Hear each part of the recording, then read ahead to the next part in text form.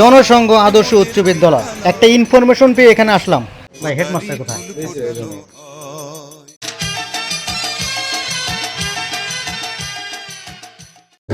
Sir আমি আসছি হচ্ছে যে কিছু আছে মানে মানে আমার কাছে আবেদন করছে কেউ কেউ কেউ যে এখানে অনেকে তারা বেতন দিতে পারতেছে না, তাদের আর্থিক সমস্যা।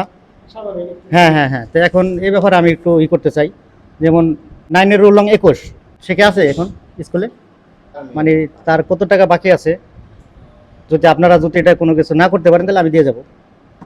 আমরা কিছু করতে পারবো না এটাও ঠিক না, আমরা তো করি অলরেডি। জি জি জি, কি সবর করি না, একজন এসে বললে তো আমরা মোটামুটি হ্যাঁ জি জি জি চেষ্টা মানে আমরা করি। যেমন একজনের অর্ধেক বেতন করি, অনেকে দেখা গেলো আইসা কয় স্যার আমার 800-900 হয়েছে, হ্যাঁ দেখা গেলো 500 দেয়, ঠিক আছে।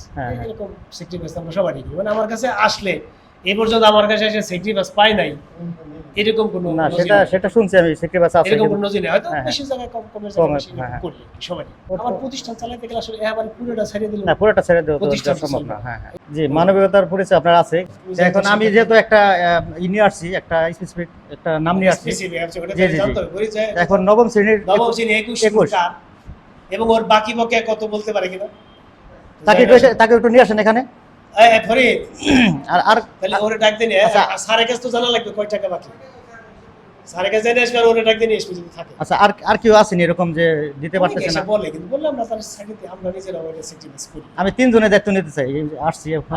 আরেকটা নাম আমার আছে, আপনার কাছে আছে একটা? আচ্ছা ঠিক আছে, তাহলে দেখেন কত টাকা বকেয়া। জরিমানাটা হলো তো সাজা। হ্যাঁ, জরিমানা। ও আজকে না আসলে ওর জরিমানা করি, এটা শাস্তিও, এটা শাস্তি, তাই না? হ্যাঁ। ওর তাহলে এই মাস গেলে হলো মে মাস তো গেলই, মে মাস গেলই, মে মাসে বেতন তো নিছে, মানে এই মাসে যে সহ বেতন যে বাকি আছে যেটা বললো 180 টাকা, তাহলে জুন জুলাই আগস্ট সেপ্টেম্বর বেতন তাহলে 120 টাকা তো। হ্যাঁ, তাহলে 100 বেতন হলো 20 টাকা, ওই যে 120 টাকা আর বাকি দিব না জরিমানা। আচ্ছা ঠিক আছে, হ্যাঁ হ্যাঁ বুঝছি। এখন স্যার আপনি তো অনেক মানবিকতার পরিচয় দিয়েছেন, তো এখন এই ব্যাপারে আপনি কি করতে পারবেন এবং আমি কি করতে পারি, বুঝুন না এই ব্যাপারটা? তুমি আমার কও কি করবে না, এটা আপনি বলেন। কি সবর কি কও, তুমি আমার ভাই খুশি আমার যে কয়টা তুমি দিতে পারবে আমি ওইটা তুমি খুশি হয়ে যাবে, এই কয়টা বাদ ভাই কয়টা বুঝুন ছাড়ে আর কি তুমি যে কয়টা খুশি হয়ে দিবা আর বাদ ভাই কয়টা আমি মাফ করে দিচ্ছি। নবম শ্রেণী রোল নং 21 সুমাইয়া আক্তার, তার আগামীর যে 7 মাস বাকি আছে পুরো টাকা হয়েছে, এবং আপনার ওই যে কি বলে এটা, এই যে আপনার দুটো পরীক্ষা আছে, পরীক্ষা সহকারে 2440 টাকা হয়েছে। তো আমি 1500 টাকা দিলাম, এবং এই স্যার সে অনেক মানবিকতার কাজ করছে আগে, তার অনেক আছে স্কুলের প্রতি, এবং সেও এই ছাত্রীকে সেও 940 টাকা সে মাফ করে দিয়েছে, বা সে নেবে না এই টাকাটা। তো এই স্যার এই টাকাটা আমি আপনাকে দিলাম, আপনি এটা করেন।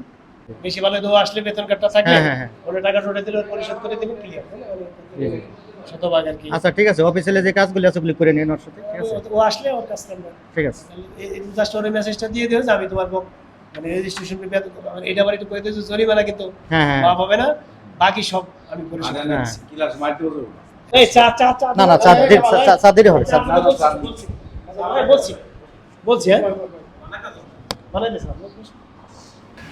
স্যার এরকম কোনো আবেদন যদি কোনো ছাত্র অথবা ছাত্রী আপনার কাছে করে, আর যদি আপনার কাছে এই ব্যাপারটা কষ্টসাধ্য মনে হয়, খুব কষ্টকর হয়, আপনি আমাকে একটু জানান দয়া করে, ঠিক আছে? তো ধন্যবাদ আমার কামাল ভাইকে, অসংখ্য ধন্যবাদ তার এই মানবিক কাজের জন্য, এবং স্যার আমার এই কামাল ভাইয়ের মানে আরো উত্তরোত্তর সাফল্য কামনা করছি, যাতে ভবিষ্যতে আমাদের এরকম আরো সাহায্য সহযোগিতা করতে পারে, বিভিন্ন শিক্ষার্থীদের উপকৃত হবে।